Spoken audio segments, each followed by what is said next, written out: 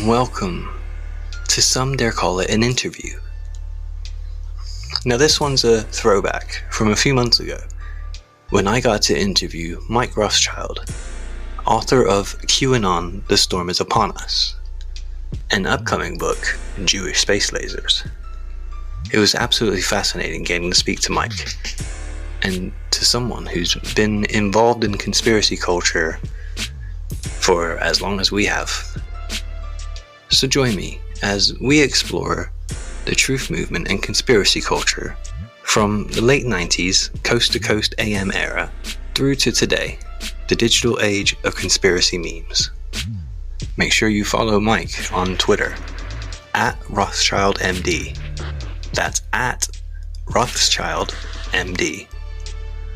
And of course, follow us at Some Dare Podcast. Enjoy. Thanks, Mike. Thanks for coming on. Well, thanks for having me. Yeah, I'm really happy to speak to you. You were one of the first people that I came across in the conspiracy commentary scene that I felt actually understood the culture that I was a part of for so long.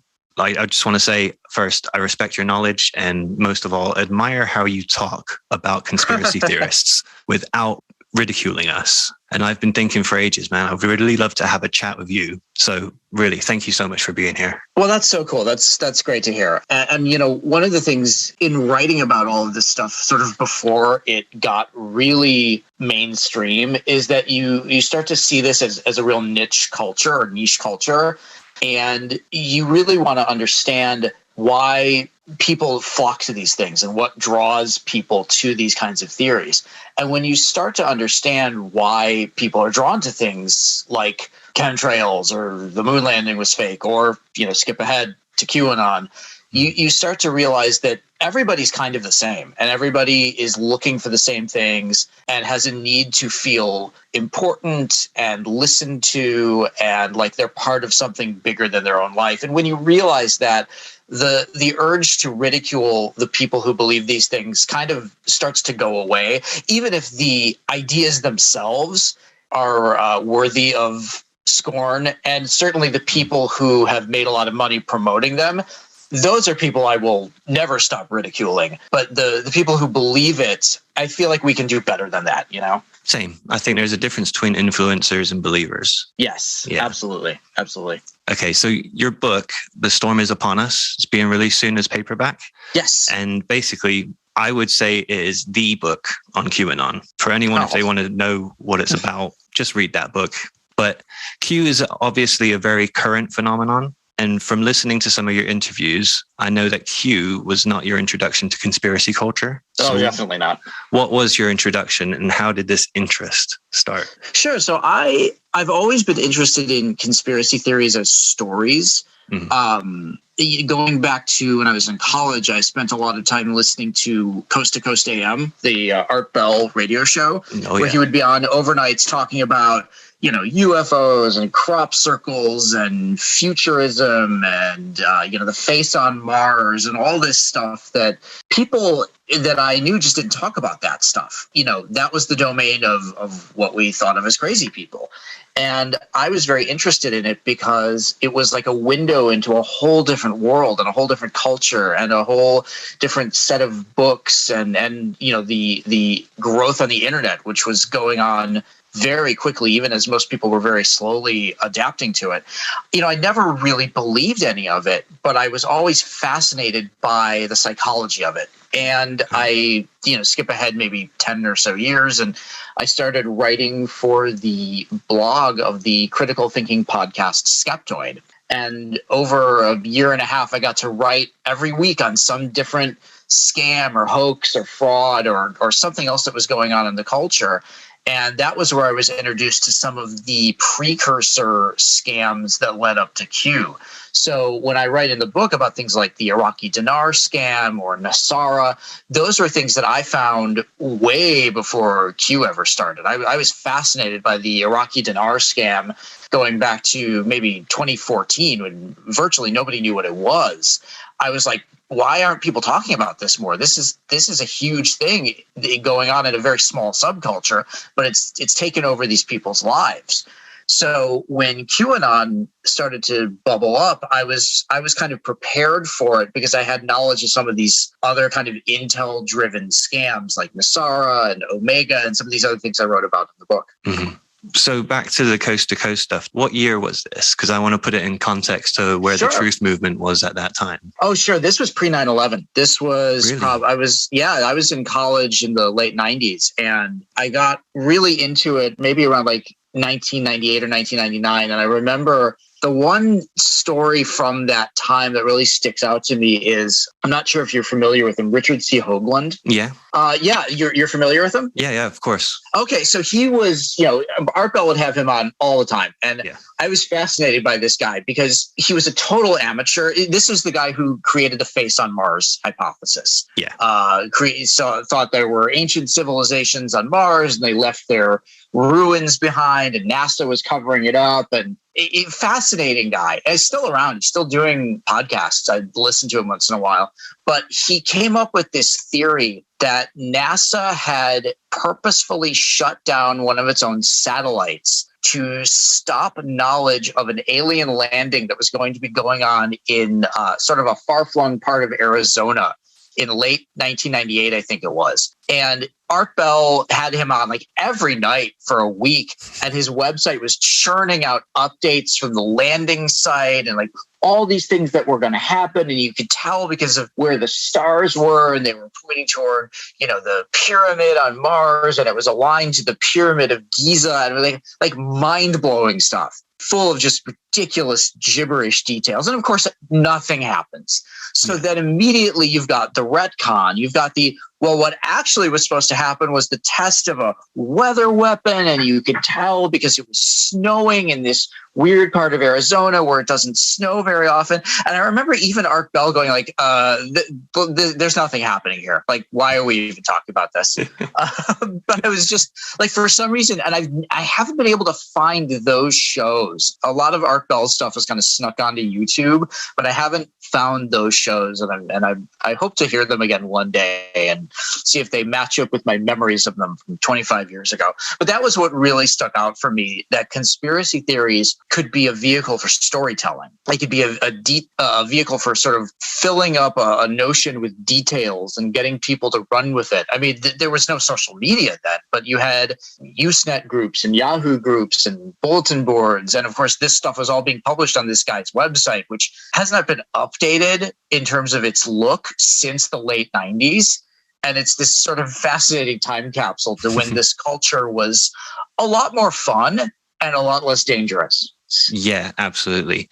So you saw it progress onto the internet. And as you were saying about storytelling, I've been playing with an idea of like this being like urban legends. Yeah. That carries on, like that we're telling each other, but now it's over a digital age. You have basically been there since the late 90s then, watching this kind of community grow? Yeah, on and off. I mean, for a while I wasn't paying attention to it because there wasn't much going on. The 9/11 truth movement never really interested me that much. After, 7 or 8 years of the same arguments, you're like, okay, when are we going to get over this? Yeah. But when I started writing for Skeptoid, that was maybe like end of 2012 or beginning of 2013. And it wasn't quite as mainstream even then, but you were starting to see glimmers of it bubbling up into the mainstream. And one of the things that I found was my first introduction to the Iraqi dinar scam.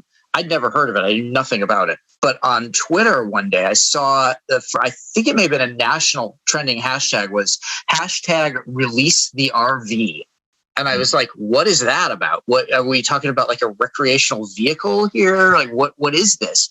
What I found in digging into it was that the RV was the revalue of the Iraqi dinar, when the worthless dinar is going to suddenly magically be revalued to be on par with the dollar. And then I found that there was this whole community of people who bought millions of dinars waiting for the revalue to happen that would make them millionaires. And I'm going, how does anybody think that this is a real thing? That's not what money does. If that were to happen, if hundreds of billions of worthless dinars were suddenly worth not even $1, but 10 or 15 cents, you would have financial calamity. You would have a hyperinflation that would be overnight. Now, there are certain things where a currency can be redenominated, where they will chop zeros off of a currency and reprint the paper money. That does happen.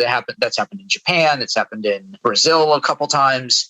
That's a real thing, but that's not what these people were talking about. These people were talking about a way that they would become instant millionaires. And I'm going, what is all of this? Is this even legal? And the structure of it was so defined. There were so many different ways for people to get dinars and to get information about dinars, but the people selling the dinars couldn't market them as an investment, and the people who were talking about them as an investment couldn't sell them. And I was just completely fascinated by this. But this was a very quick kind of bubbling up into the mainstream of this culture. And of course, now, less than 10 years later, this completely dominates social media. It's impossible to stop it from bubbling up. But I was sort of watching it while it was very, very slowly starting to happen. And there were just glimmers of how far this could go in mainstream culture. Yeah, there was a lot of conspiracies around money. I think that's probably because it's something that your lay person doesn't really understand. Yeah, lay people don't understand finance. You get this all the time in Rothschild family conspiracies. Now, that's the book I'm working on right now. And one of the big conspiracy theories that's gone around about the Rothschilds for over 100 years is that they control all of the world's central banks. Well, central banks are by definition run by a government. There are no private owners of central banks. I mean, there's some banks where you could have bought stock in a central bank, but that hasn't happened in a long time. And that's not really what these people are talking about anyway. They're talking about one family controlling all of the banks in all of the countries except 5 or 7 or 9 or Cuba or North Korea or Iran. And now, don't you notice those are always the countries we're at war with? And like one of the countries on this list is Iceland. And like, I guess I missed the Great War with Iceland that we were in. But it's a fundamental misunderstanding of how finance works. And because finance is complicated. It is. It's extraordinarily complicated. I'm reading a bunch of books about the Rothschilds. I'm like, I don't understand this stuff. How am I supposed to get anybody else to understand it? If your worldview depends on not understanding certain things, well, you're not going to understand them. And you're going to propagate these theories based on your very misguided and wishful thinking influenced version of how these things work. So yeah, financial scams are always going to work because people don't understand how finance works, and everybody wants to be rich without doing any work for it. That's why Nigerian prince emails still work. Yeah. You send out 1 million of them, and even if 99.99% of them get deleted immediately, well, that's still 100 or 1,000 people that you've got on the hook for a potential scam. So it plays into the very basic nature of people and wealth, and you'll never go broke doing it. Now, you might get arrested, but you won't go broke. Yeah, there's an interesting link there between pyramid schemes and cults and then conspiracy theories. Yeah, it's the same kind of thing. It's the same needing to belong, mistaking detail for profundity, wanting to be part of something. And the subculture, the jargon, the terminology really sucks people in because you feel like you're part of a movement that other people don't understand and that other people don't want to understand. Well, you understand it. And those other people, those are the crazy people. Those are the people who don't want in on this amazing thing that I've found. And why wouldn't anybody want to be a part of it? Just send in some more money so you'll get some more information. It'll be even better. It's a kind of basic exploitation of human need. And it's very sad to watch. Yeah, like myself, like I was a conspiracy theorist. I'm not sure if you've looked at my story or not. I have, yeah. Yeah, I have. Like from 2003 till 2018. And I gotta say, like looking back at it, I was pretty naive. There's things I didn't understand. and then there's this professional looking guy in front of me in a suit telling me it's this way. Right. And he's trying to expose a lie. So why shouldn't I believe him? Why would he be lying to me if he's exposing? Right. And so we fall for these things. Yeah, we fall for these things because they sound like things that we already believe. And they promise us answers to the questions that we've had all our lives. One of the really popular QAnon videos is this one called Fall of the Cabal. It's this 10-part series. Very slickly edited. Yeah, very slickly edited, very shareable. And one of the first lines in the voiceover of the first part of the video is, do you ever wonder why you feel like you can't get ahead? Well, that's everybody, or almost everybody.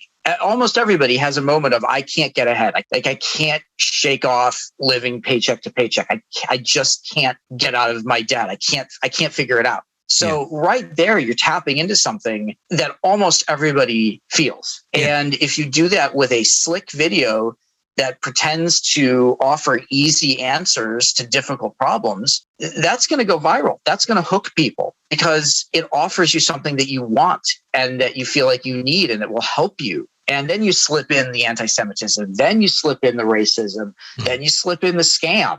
You can't hit people with that right away. But if you work them over enough, you can get people to do anything. Yeah, that follow the cabal is like the zeitgeist of QAnon beliefs. Totally. That's the same why something like Zeitgeist worked or why Loose Change worked. Yeah. It's presenting the conspiracy as a story. And it's a story that you want to know more about. And it's how you are personally part of this and how you figured out what's going on. And you're smarter than the people who did this. And it's very compelling. It's not at all, it's not unknowable why people fall for this stuff. Well, it taps into that feeling of life's not fair and there's like real world corruption going on. It's out of your hands, which kind of brings me to a different question I had for you. Like there's this part in your book, Storm is Upon Us, that I find it's really important to try and talk about here on my channel and in my podcast. Mm-hmm. Sure. And that was how you explain the difference between real conspiracies and conspiracy theories. Could you expand on that? Absolutely. And that's one of the things that I get all the time is, well, are you saying there are no conspiracies? Or somebody sends me a list of, 17 conspiracy theories that came true. And the dividing line for me is, yes, of course there are conspiracies. A conspiracy is just people agreeing to do something that is potentially illegal. Yeah. Going all the way back to the assassination of Julius Caesar, that was a conspiracy. The assassination of Abraham Lincoln, that was a conspiracy. There was a conspiracy to kill the vice president and the secretary of war at the same time. Those happened to fail and the attack on Lincoln succeeded.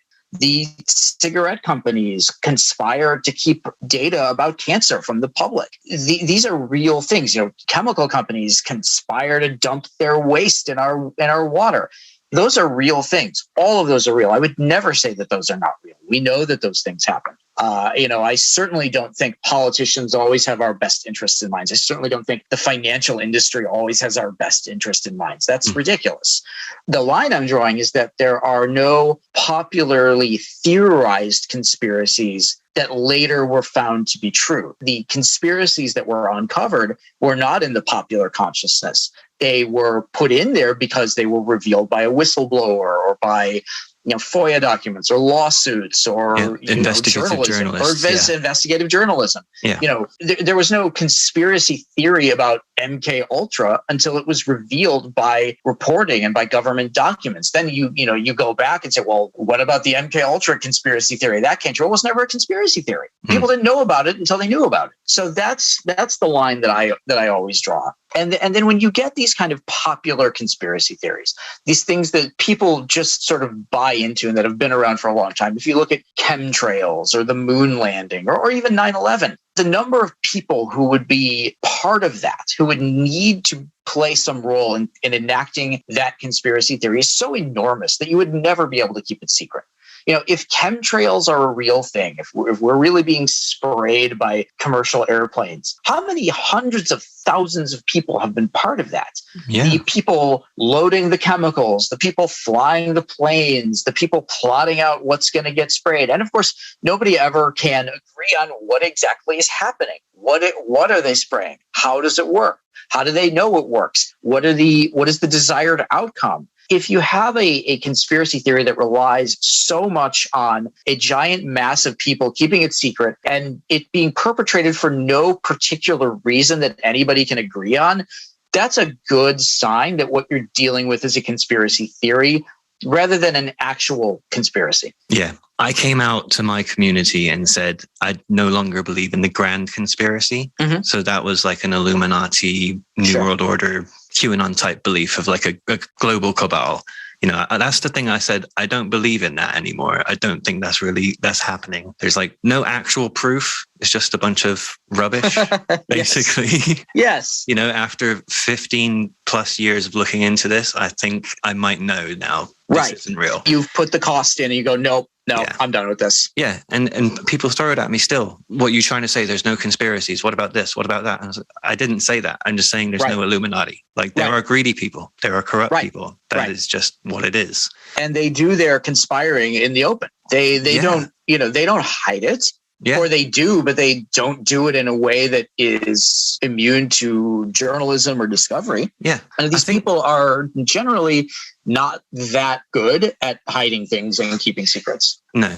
And I think it's really the way that these influencers frame it. Because I often hear things like, oh, have you heard about the Bilderbergs? No one knows what goes on in those meetings. And that's not true. Like the minutes are released after the meetings. All of this is out in the open. There's nothing hidden, but the way the influencers are framing it to us is the reason why we fall for it. Right. You know? Right. It's a secret.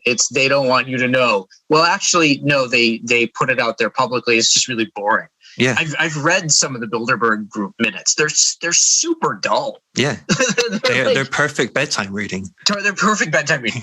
They really are. Yeah, they're about like nothing interesting. It's just that you don't know who's saying what, so there's an air of mystery to it. But it's not mysterious. It's just people talking. And they happen to be doing it in a way that's slightly secretive. All right. So we talked about fun ones and we talked about how they go bad. When did you notice the truth movement was making this change? Yeah, it was kind of gradual, certainly with QAnon. You know, if you go back to something like the 9/11 truth movement, that was very publicly debated. You had a lot of celebrity 9/11 truthers. You had a lot of books about it, a lot of DVDs and things. But it started to peter out because at some point it's just, there's no new information. Yeah. You're going to have the same arguments about nanothermite and why didn't the passports burn and can jet fuel really do that? And it's like after 15 years of arguing about the same thing, now you're just arguing to hear your own voice.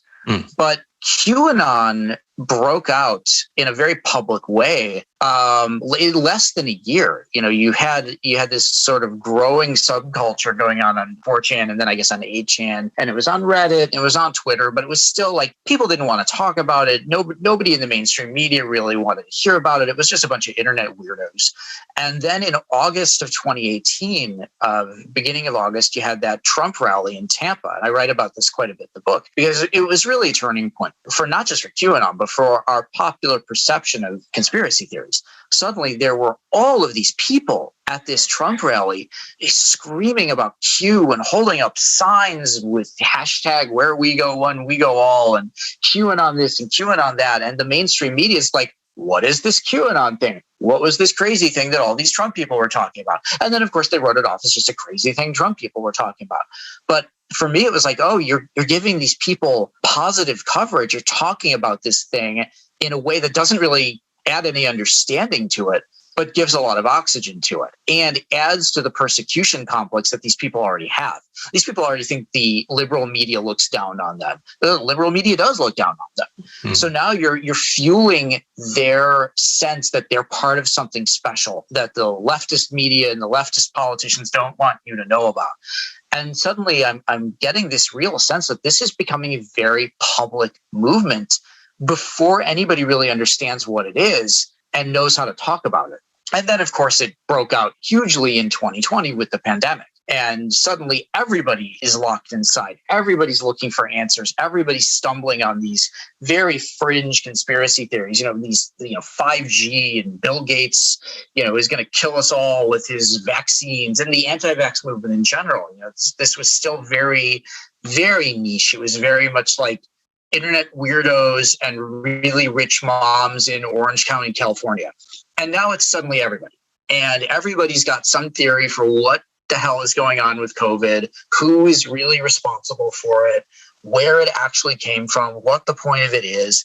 And when you fill people with those kinds of feelings and you don't give them an outlet other than the internet, you're suddenly going to have problems. And now it's everywhere. Now it is as mainstream as you can possibly get.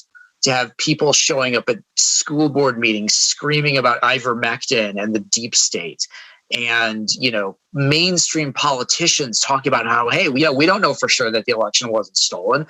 There's no fear of being ridiculed when you talk about this stuff anymore, because now you know that everybody you talk to is going to believe something, some part of it. And unfortunately, it's just mainstream now. It is now in regular polite discourse to talk about how masks are slave tools and hydroxychloroquine is the real cure and Trump is still the real president. There's no fear of talking about that in public anymore. But as you know, like all of these conspiracies are like not new. No. They're all kind of based on older conspiracies. What is it that made this conspiracy become so popular? Like I've got one little theory. Sure. Because you point to hope being something that was different about QAnon and the movements that predated it, which I agree. There were no heroes. Yeah. In my day, it was humanity was going to have to do the hard work, and there was no good Illuminati helping us. I feel like that's like what Q was trying to say, that there's a hero, you know, that people can rally behind. So when I was trying to wake people up, they didn't want to have nothing to do with it back in my day. Yeah. Because I didn't have I couldn't offer a solution. The solution was we have to bring these people down, and now this has a hero. Is that maybe why it got so popular? I think that's a big part of it. I think, if you look at conspiracy literature of the past, Behold a Pale Horse or the Protocols of the Elders of Zion or any number of things. It's always about what is being done by the powerful people. And here are all of their agents, and here are all the things they own, and here are all the ways they're going to destroy you. Own this book and be forewarned. The closest you ever got was somebody like Bill Cooper, who would occasionally, on his radio show say something like, don't be in your house on a holiday because that's when the feds are going to come, when you're too sleepy from your Thanksgiving turkey to shoot back. But it was never like, here are the concrete steps that you can take that are not going to uproot your life, that are not going to turn you into an insane person, that are not going to make you build a bunker and fill it with guns and fuel. Here are things you can do. Q did that. Q offered you a way to be in the battle that was more than just own this book and less than buy 50 guns and own a compound. Because most people are not going to do that. No. But most people can make memes. They can decode Q drops. They can send articles to their friends. They can understand the hidden communication and learn how to crack it and come up with their own theories. The brilliance of Q is something like we are the news now, or, we'll make our own documentaries. We'll make our own products. We'll do it ourselves. And of course, there's a huge grift thread with that. All these people are selling you products. And Alex Jones did that from the very beginning, selling you products that are going to help you break the chains of deep state control. They're going to, help keep big pharma out of your medicine cabinet and, keep big food out of your refrigerator. And Q gave a very concrete way of doing that. It allowed you to be a digital soldier. It allowed you to be part of the fight in a way that past conspiracy theories really never did. And that, I think, is a huge part of what made it so popular. It was participatory. It was an interactive way to be part of the struggle against the deep state. Yeah, absolutely. It's shocking to me because, like I said, I spent 15 years trying to wake people up. Yeah. And just felt like I was hitting a brick wall the whole time. And all of a sudden, like, Fall of the Cabal kind of comes out and it just wakes everyone up. And you're just like, what? Just at a time when I'm coming out of it as well. Right. Yeah. And that's the thing about sort of classic conspiracy theories. They don't really offer you anything. The 9/11 truth movement, the Barack Obama birth certificate movement, it didn't offer you anything. It was full of kind of chicanery and evil and, I'm going to tell people about it. But what are they supposed to do about it?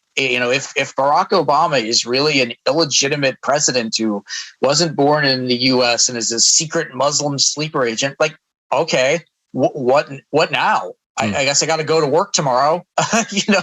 Yeah. I guess I got to buy groceries. But Q is like, this is going on, and here's what we do. Here's how we fight back, and our sacrifice is being acknowledged by Q, by Trump. Trump would make his little air cues or pump his fists and point at people and like, we're winning, we're getting through. He sees us. That's what made Q so compelling, is that it offered people something. Yeah, I'm thinking as well, like it was one of the things that kind of started to politicize conspiracies again. Because in the 2000s, like when I was part of it, it was, the main message was that the left and the right was the same thing. Right. Bush and Blair, Obama, David Cameron, they're all the same. It doesn't really matter. There is no real left or right. So it felt really non-partisan to me. And then like from, say, 2015 onwards, is when I started seeing like real far right and right wingers like take hold of conspiracy theories. Yeah. And I was really shocked by it. But then like I look back at it now and I'm like, oh yeah, William Cooper obviously was, Alex Jones obviously was. Sure. This all goes back to John Birch and all these other people that are like true conservatives. Did you also kind of see through the 2000s that it wasn't very politicized? Yeah. Something like the anti-vax movement was never political. A lot of anti-technology movements, anti-Wi-Fi, anti-smart meters, going back in time, anti-microwave ovens, anti-fluoride, all that stuff, that was not particularly political. Stuff like the Clinton body count was, but, even a lot of leftists hated the Clintons. They still do.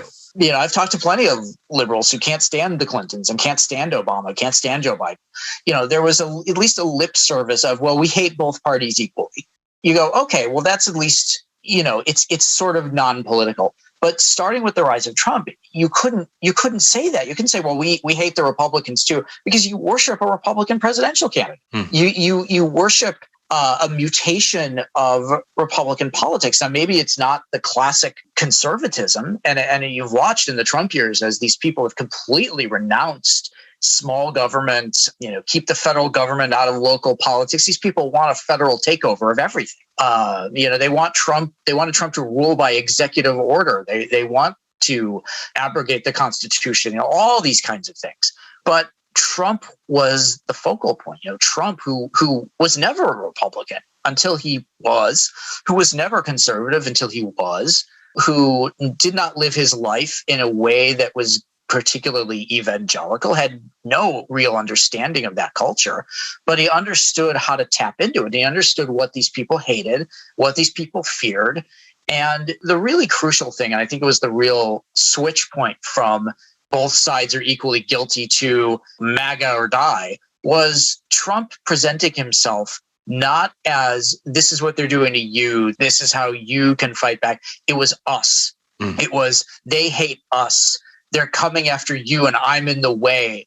One of the Trump rallies in 2018, I'll never forget it. He was in, I believe it was North Dakota, and he was doing a midterm rally there, and he was talking about how they hate us. They're the elite. Well, we're the super elite. We've got the bigger boats. We've got the bigger apartments. We've got the bigger houses. We've got more money. And I'm like, this is North Dakota, dude. There is no us here. You wouldn't piss on these people if they were on fire. Nah. But somehow he has turned himself into a champion of the working man, of the forgotten, the hated, the non-listened to blue-collar guy who is being crowded out by progressivism. And I think you're seeing that right now in this fear of cancel culture. You're seeing a whole generation of white working class Americans who suddenly feel like they can't live the way they used to. They can't worship the way they used to. They can't use words they used to use. They can't tell jokes they used to tell. Now they're trying to tell me that a girl can be a boy and a boy can be a girl, and I can't read these Dr. Seuss books, and I can't eat as much meat as I used to, and they're coming after me, and here is the only guy who's standing up for me. Now, again, never mind, Trump would never have anything to do with these people. These are the people he disdained. These are the contractors that he stiffed.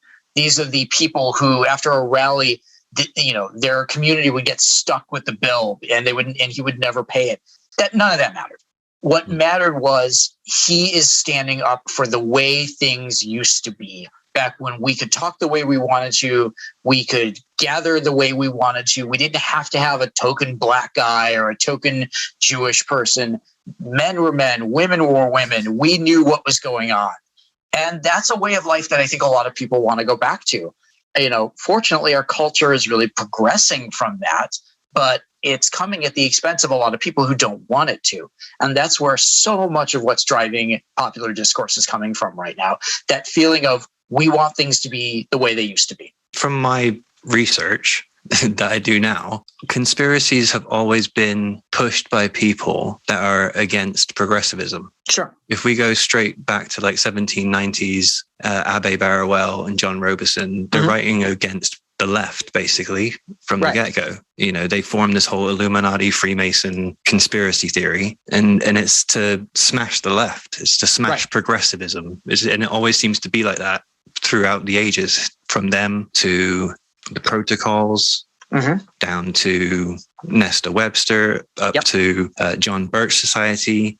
All the same people pushing conspiracy theories to seem to crush progressivism. Right. And it's recycling of tropes that work over and over and over and over again. Yeah. That was one of the reasons why I was so hell-bent on writing a book, kind of pulling apart the pieces of QAnon, was because I wanted people to understand that there's very little here that's new. It's presented in a new way. It's presented with a very social media 21st century sheen to it. But really, this is old stuff.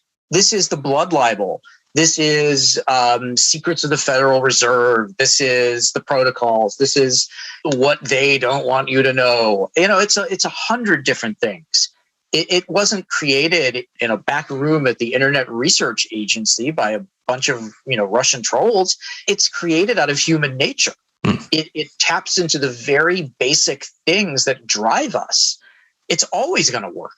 And it's always going to be very compelling to a certain group of people. Especially in uncertain times. Right. Especially in times when things are getting very strange, when a lot is going on, and it's very hard to keep up with it. So the pandemic also helped to fuel all this. Absolutely. Absolutely. Yeah. The pandemic was a huge driver of this and a huge radicalizer of people who were maybe into some kind of fringe belief, but it wasn't violent and it wasn't particularly political. I mean, these are people who are maybe into new age healing concepts or, really into organic food or really into kind of a very intense yoga practice, or were very fearful of certain new technologies. Didn't want a smart meter in their home, were afraid that, Wi-Fi was making them break out in hives or whatever it is.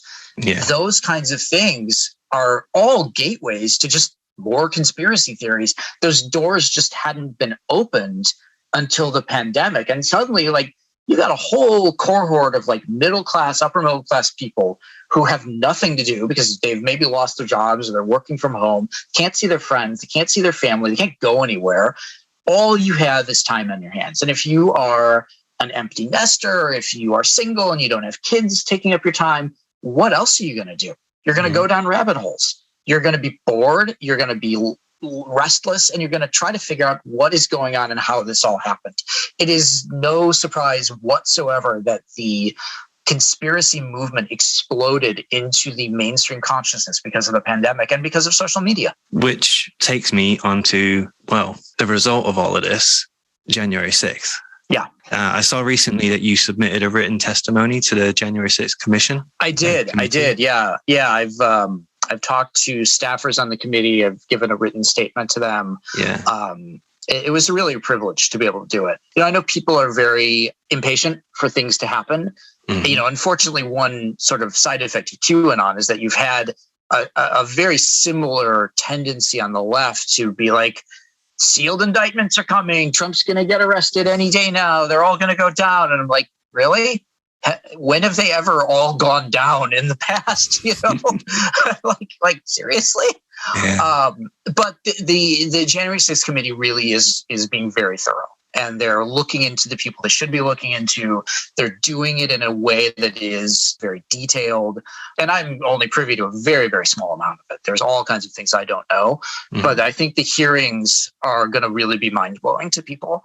And they're going to be presented in a very understandable way because there's so much information right now. And it's so hard to know what matters and what is just kind of unnecessary detail. And I really hope that the committee does. I think what the Mueller report and the Mueller investigation really couldn't do, which was take something extraordinarily complex and turn it into a compelling story. Yeah. And I hope that that is what they're able to do. Yeah, January 6th was really the coming together of a lot of what I'd been afraid of for a long time. You had this stolen election industry that really started well before the election. No, it was a year before the election when Trump and his people are like, it's all rigged, it's all going to be phony. You know, Trump was talking about the 2016 election being stolen, and he won the 2016 election. You know, he's out there going, well, I actually won the popular vote. There were 3 million illegal votes in California that should never have been counted. You know, he's complaining about the outcome of an election that he won. Nobody should have been surprised at all that the effort to propagate a conspiracy theory that the election was stolen started a year before the election. And Trump was doing it, his inner circle was doing it, and Q was doing it. There was a year and a half of Q drops talking about how Joe Biden is decrepit, is basement bound, will never be the candidate. Well, then he was the candidate. Oh, he's a deep state puppet. He's propped up by Chinese money. He's never going to win. If he wins, it's because the election was rigged. He wins. Well, hey, we told you the election was rigged. You know, all of it happened in a way that was entirely predictable. Trump surrounds himself with the dumbest, greediest people who will tell him anything he wants to hear so that these people can stay in his favor. And if they tell him something he doesn't want to hear, he gets rid of them. And hey, there's the MyPillow guy. There's Rudy Giuliani, who will do anything to be on camera. Here's Sidney Powell, who will do anything to give a nationally televised press conference. You get the worst people telling you the worst things, and you personally believe they're all true. It's no wonder that this culminated in a catastrophic act. And it's honestly a miracle that it wasn't worse, that there weren't members of Congress taken hostage, that there weren't more people killed. You know, I really believe, and I may be in the minority about this, but I really believe that the delaying of the National Guard being called up was saved lives, because there would have been shootouts. You know, you would have had these rioters, who most of whom were told not to bring their guns to the rally. They would have gone right back to their cars, would have gone right back to the hotel rooms, gotten fueled up on God knows what, and just started shooting at people. And the National Guard's not going to let themselves get shot at. And these, you know, certainly when you have a militarized National Guard policing a protest, that doesn't go particularly well. So to me, this was a coming together of various strands of professional conspiracy theorists, pissed off MAGA people, and a government that was just totally overwhelmed and had no idea what to do about this. And unfortunately, we still don't really know what to do about it. I was sat here in England absolutely shocked, just watching it live, just couldn't believe it. You know, in fact, that's the day that I decided I should talk about like my experience. Oh, wow. Because Ashley Babbitt being shot. Sure. The minute I found out that she was a hardcore QAnon believer, I looked at my partner and I said, that could have been us. Yeah. It could have been you. Yep. You and me could have been right there, because we believed in this. We didn't have, like I said, we didn't have the hero, but we did think like a satanic cabal was basically running everything. Yeah. And if I was in her shoes, I would think, yeah, they're trying to take over this government. All these people are with me. Let's go do it. And, you know, it really hit me that day. That death was like, I should maybe not turn my back on the truth movement and actually come in and try and talk to them, talk to other people, let people understand what it's like to be a conspiracy theorist. Yeah. Why this stuff is so appealing and why it's so powerful. Yeah. I mean, it really... You know, the thing that I worried about with QAnon for a long time, and I'm really still very concerned about this as it's gotten more mainstream, is you can't keep telling people that a cannibal pedophile cult runs the world and is doing horrible things to children and is doing horrible things to our government and is stealing all our money and is poisoning our food, you can't keep pumping that crap out year after year, decade after decade, and not expect somebody to say, I'm going to stop it. Yeah. Because if you know about pedophiles trafficking children and killing them in rituals, like, are you going to let that happen? You would be a monster to let it carry right. on. You would be just as bad as them if you let it happen. That was why this Pizzagate rhetoric was so dangerous. And this guy shows up at this pizza place with an AR-15. He's looking for the kids. It's a miracle nobody was killed. I've been, just recently, we were recording this in sort of mid-April 2022, and this grooming panic is going on in the US, screaming about how LGBTQ teachers are all, training kids to be gay, and they're coming after your kids and they're grooming them to be victims. I mean, never mind that's not at all how completely gay. Ridiculous. It's completely ridiculous. You can't turn somebody gay. Can't turn a child gay. But beyond that, the rhetoric is so overheated, and it is so primal of these people are hurting your children. They have to be stopped. Well, how do you stop somebody ultimately? You kill them. And my fear is that somebody or multiple people are going to be just murdered over this. Whether it's a teacher, whether it's a Disney employee, whether it's a, same-sex couple with their adopted kids, you can't keep pumping this out there to violent, overheated people who own guns and are not afraid to use them. And then you say, well, whatever happens, I have nothing to do with it. You are throwing matches into a pool of gasoline. Yeah. And the fire is going to start at some point, and it's going to be terrible. Someone's always going to get hurt. And it's happened multiple times. Even like Anders Breivik.